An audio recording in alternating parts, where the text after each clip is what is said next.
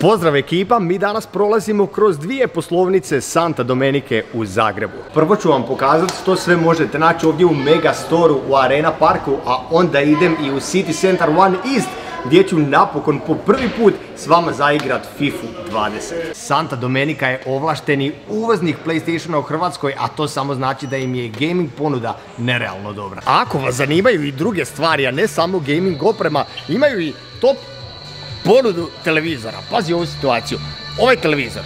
Ovaj televizor što sam sad pokazao, on je dijagonala 189.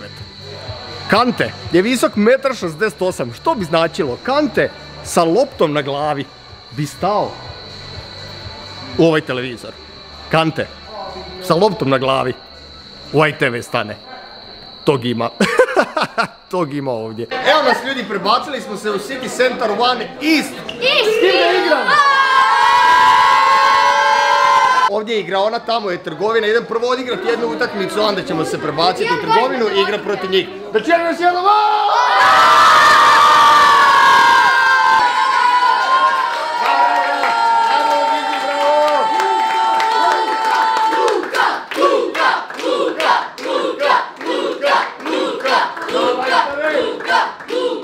Evo ga ljudi, ipak i City Central samo na kratko, jer je u onoj strani sa gamingom bila nenormalna ludnica, došla je hrpetina ljudi, igrali su FIFA protiv mene i na sreću ću reći nisam ni jednom izgubio. A odavdje ću vam pokazati samo jednu, možda meni čak i najbitniju stvar.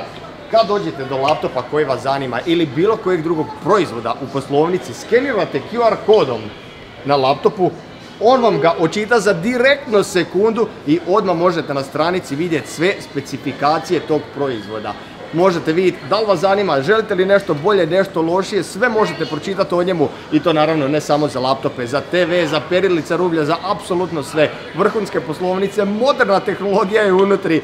Dođite provjeriti ako želite nešto od gaming opreme ili bilo čega drugog. To je to, Santa Domenica, dođite, navratite, kupite nešto.